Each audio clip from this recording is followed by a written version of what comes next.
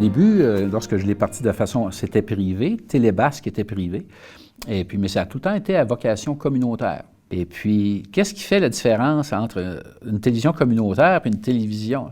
Peu importe, c'est pas nécessairement la propriété qui fait la différence, c'est la vocation. On pourrait avoir... Moi, j'étais un privé au début et tout était réinvesti dans... Oui, je me gardais quelque chose, manger un sandwich de temps en temps, là, il fallait bien que je vive, mais c'était extrêmement rare. Et puis, tout était réinvesti à la production pour la communauté. Je pense que la meilleure définition, la meilleure distinction qu'on peut faire entre le communautaire et le commercial, c'est que le communautaire, d'abord et avant tout, n'est pas là pour faire de l'argent. Ce qu'il tourne, ce qu'il filme, là où on braque la caméra, on la braque, il n'y a pas un but mercantile derrière ça nécessairement. Alors qu'une télévision privée, lorsqu'on braque la caméra, il faut que ça rapporte. Peu importe même au niveau des nouvelles, hein, il faut que ça rapporte. Si ça ne rapporte pas monétairement, ça rapporte en code d'écoute. Donc, ce n'est pas la même approche. Nous, on ne court pas après l'information, on ne court pas après le scoop et l'actualité. Un communautaire, c'est une question de sensibilité, je crois.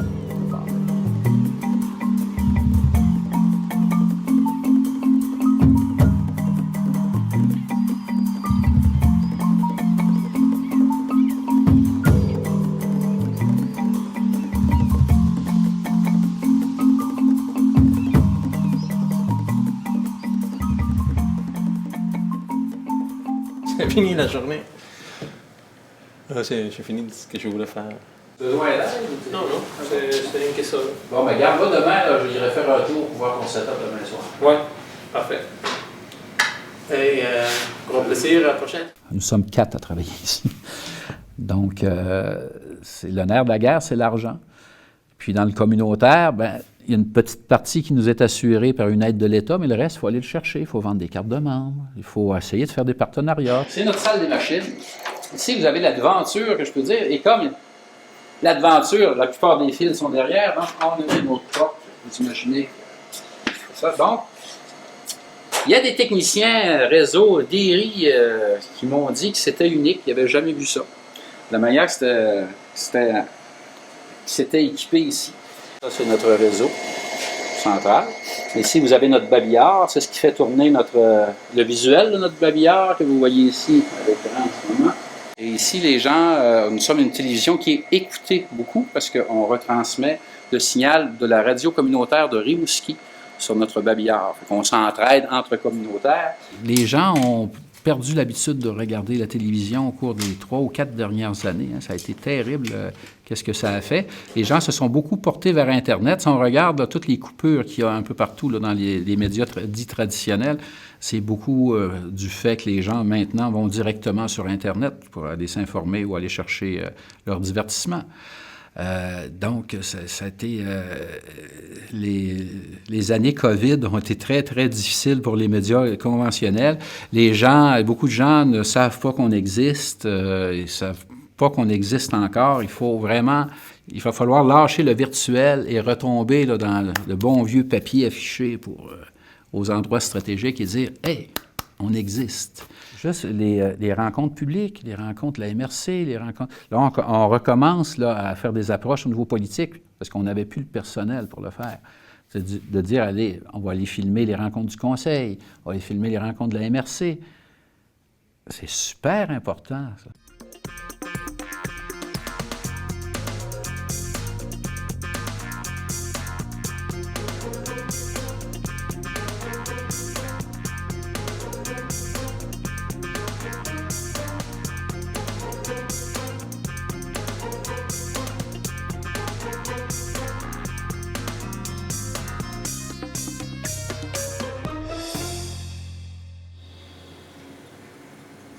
Bonjour et bienvenue aux infos.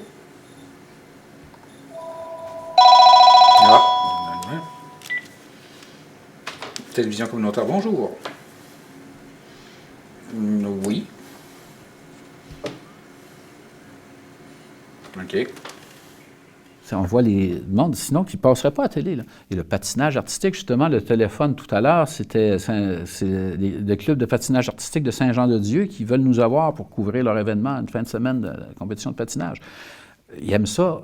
les gens ont pris conscience que, hey, c'est nous, c'est notre télé, puis elle nous renvoie notre image. Ça, ce sont mes deux intros. Il se passe quelque chose dans mon quartier.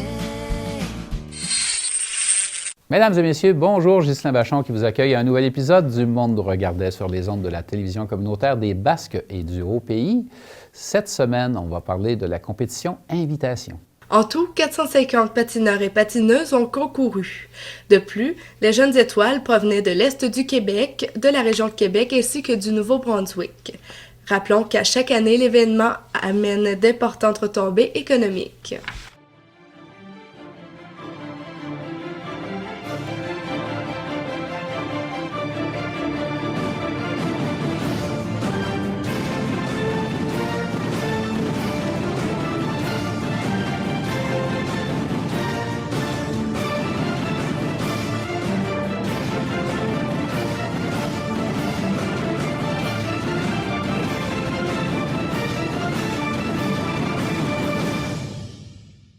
Si c'est intéressant, on va le passer.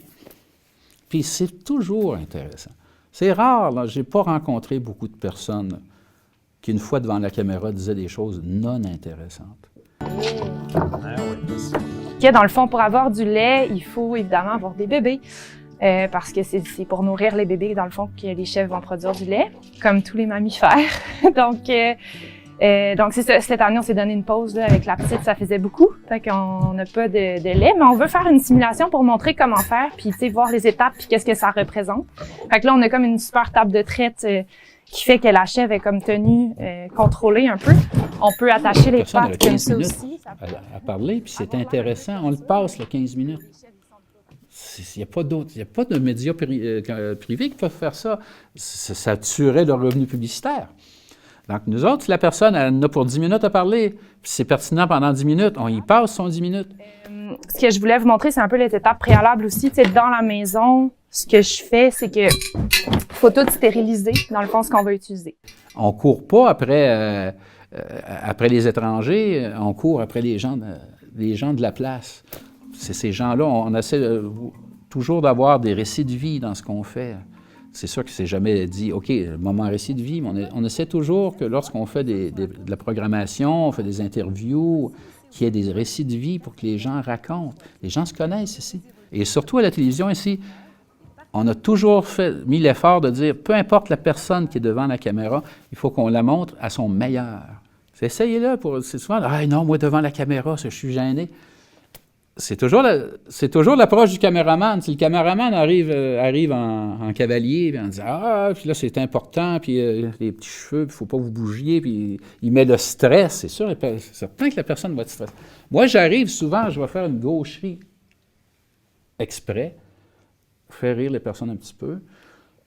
Si je connais les personnes, je commence à blaguer avec ça, puis là, je leur parle, puis là, j'écoute, puis là, à un moment donné, une situation personnelle, j'embarque là-dessus, je jase, j'embarque dans leur vie, je manipule, j'embarque dans leur vie. Et lorsque je dis, c'est beau, ça roule, ils ne changent pas d'attitude, ça y va. Encore une fois, ça, ça pourrait être... je rêve du jour où les médias commerciaux vont être comme ça, c'est un jour. Sinon, c'est la force du communautaire. Ils nous regardent. On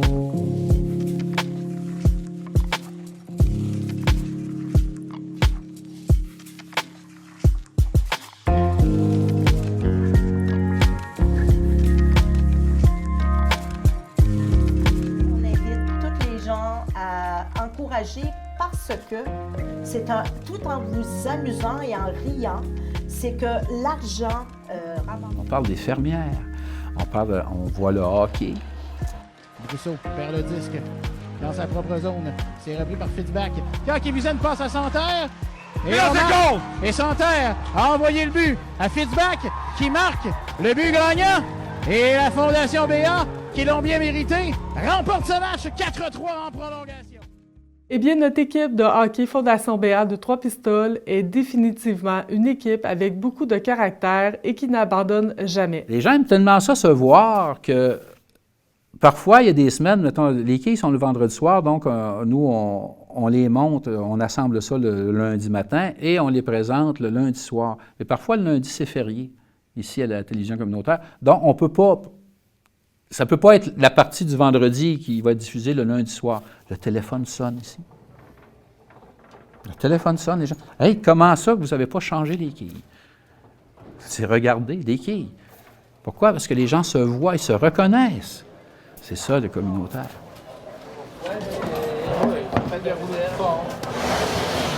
Bon, ça va brosser tantôt ici.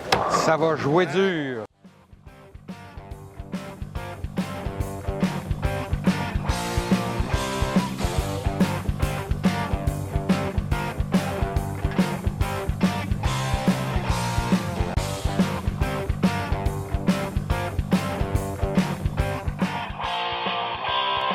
Bonsoir, mesdames et messieurs. Ghislain Vachon pour Histoire de quilles ce soir, en ce vendredi soir, dans la 8.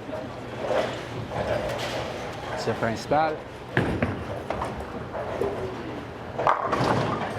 Et ça vacille, mais ça reste debout. Faudradin en tir de réserve.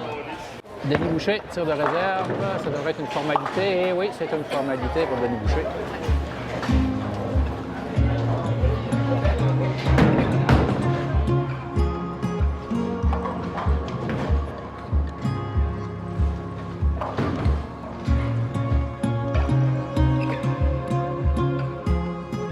Moi, lorsque je suis arrivé ici en 2003, les jeunes, lorsqu'on ils ont commencé à comprendre qu'il y avait une télévision, puis qu'est-ce qui se passait devant la caméra, ça se retrouvait dans la semaine à la télé, là. Là, les jeunes, « Hey, Télébasse! » Les jeunes, les gens aimaient ça, se voir et se revoir. Ça, c'est la principale distinction qu'une télévision communautaire va pouvoir offrir à sa communauté. C'est, regardez, je suis avec vous autres, je suis avec vous, je vis avec vous autres. C'est important ce qu'on fait. Et c'est là, à un moment donné, ça compense, parce qu'on ne fait pas des salaires mirobolants, ça compense la différence. C'est de dire, hey, j'ai l'impression que je suis important pour les gens d'entour. Même s'ils ne me le disent pas, là. C'est pas de dire courir après la reconnaissance, c'est, hey, finalement, ça donne quelque chose.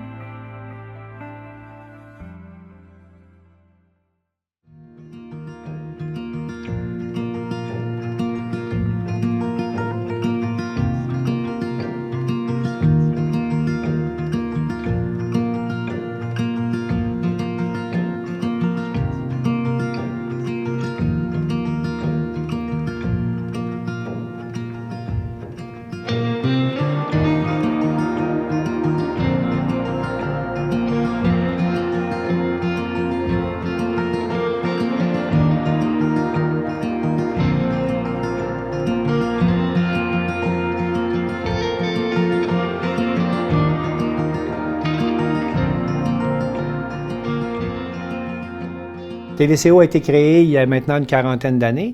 On couvre le territoire de Charlevoix-Ouest, qui comprend les municipalités de Petite-Rivière-Saint-François, Baie-Saint-Paul, Saint-Urbain, Saint-Hilarion, Les Éboulements, ainsi que l'île aux Coudres. Les locaux de TVCO sont situés dans l'ancien espace qui était occupé par les Petites Franciscaines de Marie. C'était leur maison mère à Baie-Saint-Paul. Et ici, auparavant, il y avait tout près de 300-350 religieuses qui demeuraient ici dans le bâtiment. Le bâtiment a été recyclé. Maintenant, il a été repris par la ville de Baie-Saint-Paul. Et on retrouve maintenant dans le bâtiment des organismes communautaires, une auberge de jeunesse. Il y a nous, de la télévision, qui avons nos studios là.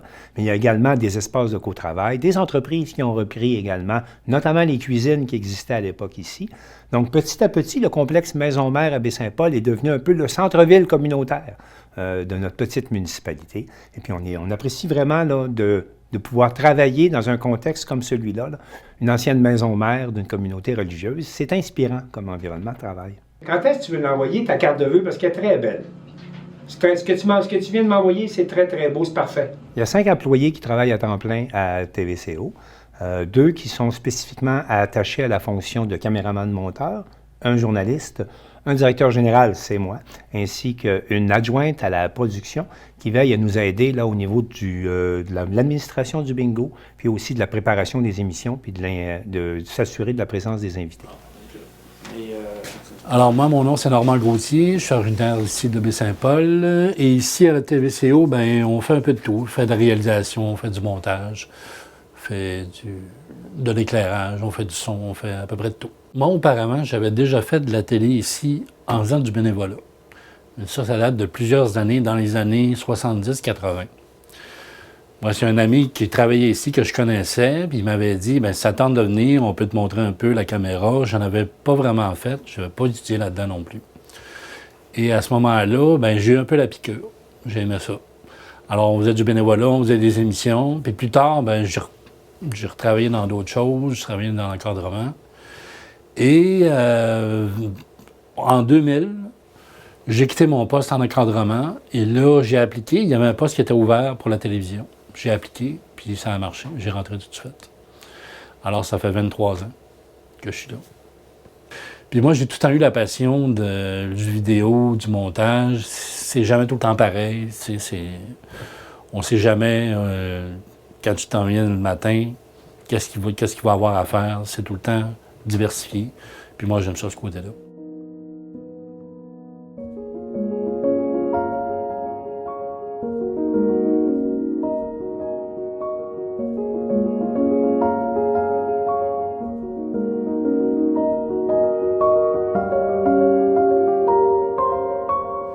Enfin, on va longer le quai.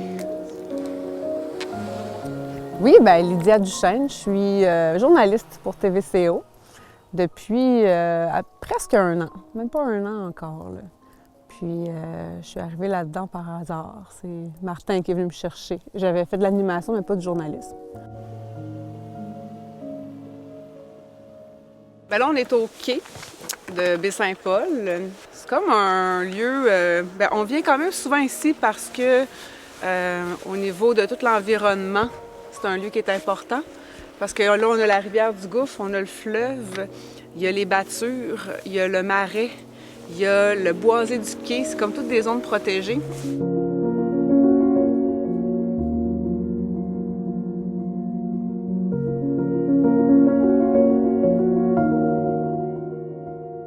On s'en va au Domaine Forget à Saint-Irénée. Le Domaine Forget qui est c'est une salle de concert, c'est une académie musicale, en fait, de haut niveau. C'est un camp aussi de vacances, c'est un festival, c'est bien des choses, en fait. Et puis, on s'en va rencontrer la directrice générale qui nous parle un peu de leur projet de développement immobilier, parce qu'il y a quand même un gros parc immobilier au Domaine Forget pour justement accueillir tous ces musiciens qui viennent à l'académie ou au camp ou en résidence, les professeurs, etc.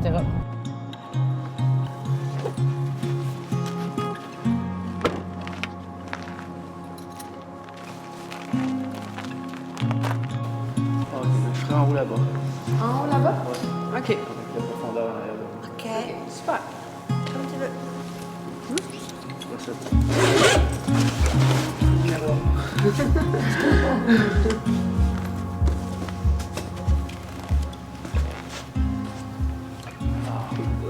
C'est bon?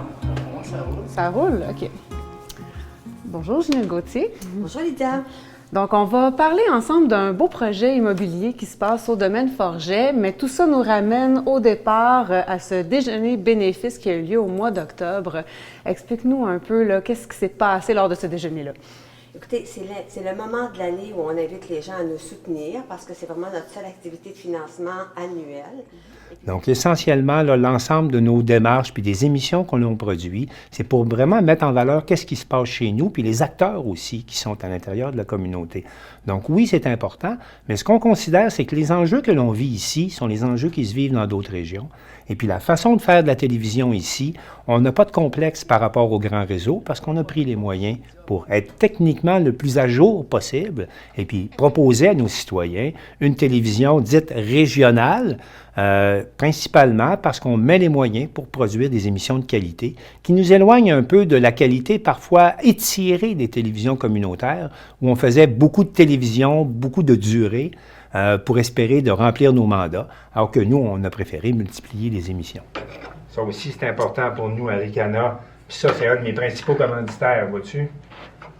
Alors, je m'assure toujours que dans mon décor, on les voit bien. Nos animateurs sont là, hein? Il va y en avoir un ici. Non, les animateurs sont de l'autre bord. Depuis maintenant 3 ans, on tourne une émission qui s'appelle Le Vestiaire. Puis c'est drôle parce qu'elle a évolué dans le temps. Au tout début du Vestiaire, on parlait beaucoup du sport professionnel parce que j'avais des amateurs de hockey puis des amateurs de football qui aimaient ça en parler.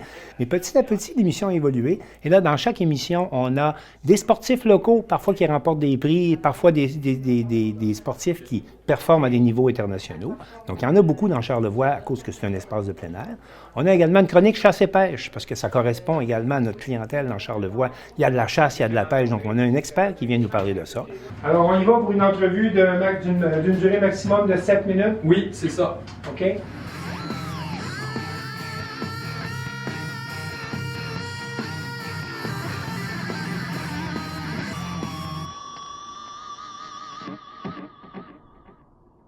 À Baie-Saint-Paul, vous avez vu un groupe faire du sport. Il y a des bonnes chances que ce soit avec Lynn Blais. Bonjour Lynn. Bonjour. Bienvenue au vestiaire. Mais merci de m'avoir invité. Écoute, enfin, on te reçoit, on est content. Le timing est parfait parce que c'est les résolutions du jour de l'an qui s'en viennent. Puis ça, pour les réussir, en tout cas, moi, je pense, ça prend un entraîneur. Oui, tout à fait. Parce que sinon, c'est impossible. Écoute, ça fait 27 ans que tu es entraîneur. On a une autre émission en lien avec la MRC de Charlevoix qui s'appelle « Ça se passe chez vous », qui, elle, est consacrée aux organismes communautaires. Donc, les organismes communautaires viennent nous rencontrer pour présenter leurs services, leurs activités. Puis cette émission-là est faite à la fois en studio, à la fois des reportages sur place, quand on va à l'éco-centre, quand on visite différents organismes communautaires. Ça s'appelle « Ça se passe chez vous », puis c'est réalisé avec la MRC de Charlevoix. Enfin, je reçois 2 stars. 2 étoiles de Noël, parce que, comme vous pouvez le constater, nous sommes dans l'inspiration de Noël et nous allons parler de traditions culinaires de Charlevoix avec Annie Vaillancourt, agente culturelle à la MRC, et Gabrielle Coulombe, cueilleuse, recueilleuse et réalisatrice, toujours en projet, qui tourne autour de l'écriture, de la transmission. Troisième émission s'appelle Rencontre, ou si on veut, album photo. Donc, les gens viennent nous raconter leur vie, leur raconter leur cheminement. Alors, ils arrivent en studio avec leur album photo qu'on diffuse sur les écrans, puis on demande les gens à commenter. C'est une animatrice, Pascale Pelletier, qui fait ça, qui est une bénévole chez nous et qui fait ça depuis maintenant 5 ou 6 ans. Alors, bonjour, M. Jalbert, bienvenue. Merci beaucoup, Pascal.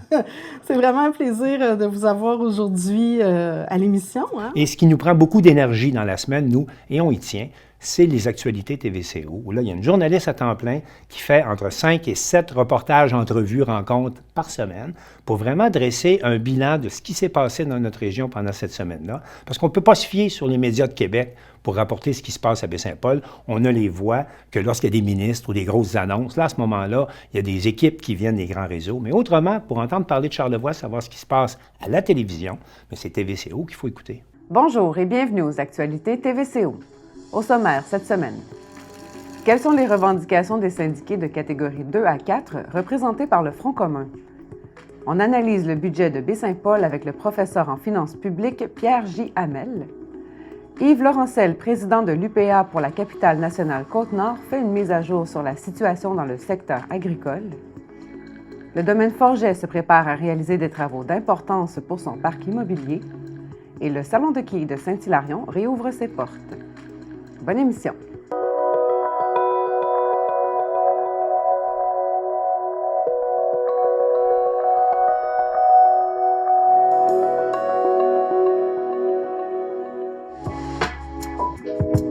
Le 22 octobre dernier, le domaine Forget célébrait son déjeuner bénéfice annuel en compagnie du chanteur Marc Hervieux, de l'animateur et musicien Christopher Hall, ainsi que de plusieurs artistes et professeurs de l'Académie. C'est le moment de l'année où on invite les gens à nous soutenir parce que c'est vraiment notre seule activité de financement annuelle. Et puis cette année, elle était présidée par M. Michel Gendreau, qui a beaucoup de contacts, ce qui fait que dans les résultats finaux, on a connu la meilleure édition à vie du domaine Forget en amassant 315 000 $.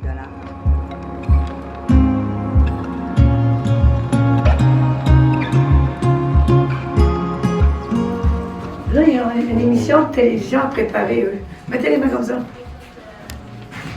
Vous avez... Salut, monsieur Normand. Évidemment qu'il faut faire des efforts pour rejoindre les clientèles qui ne sont plus sur la télévision généraliste, qui ne sont plus sur la télévision câblée.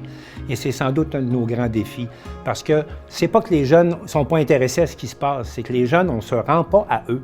Et il faut trouver les moyens de se rendre à eux, puis qu'on soit parmi l'offre qui leur est proposée par les grands de ce monde. Oui, mais ça ne veut pas dire que ça ne les intéresse pas, ce qui se passe chez nous. Alors, moi, je le vois un peu comme le grand défi là, des prochaines années de nos télévisions. C'est comment on va faire pour passer d'une plateforme câblée avec un câblo-distributeur à une plateforme Internet où tout le monde va pouvoir avoir accès. Donc, à partir du moment où on va mieux maîtriser ces outils-là, bien, moi, je ne désespère pas qu'on soit capable de parler aux jeunes puis d'aller rejoindre notre monde au bon endroit. Mais pour l'instant, étant donné la grosseur de nos organisations, c'est beaucoup demandé là, à nos petites équipes de faire à la fois de la télévision, à la fois de la télévision généraliste, faire 4 heures de télévision par semaine, gérer un site Internet, être capable de pousser des nouvelles. Alors, ça nous amène à penser que peut-être qu'ensemble, là, on va être capable de faire mieux, parce que c'est beaucoup demandé à des petites équipes, là, comparativement aux grands médias qui ont des équipes assez complètes juste sur leur approche Internet. Donc, on a du chemin à faire là-dessus, mais je reste convaincu que si on réussit à rejoindre les jeunes vont nous écouter. Avez-vous aimé ça, faire un spectacle, les enfants? Oui! Oui! On peut faire les mains dans les poches ou comme ça, mais on bouge pas les bras. Comment? Comme ça? Oui, parce que vous l'avez dit d'arriver. Puis vous faites ça comme ça? Oui. Oui, comme ça? On faisait la danse de même. Comme ça, la danse de même, hein? Oui, je vous ai vu avec Mme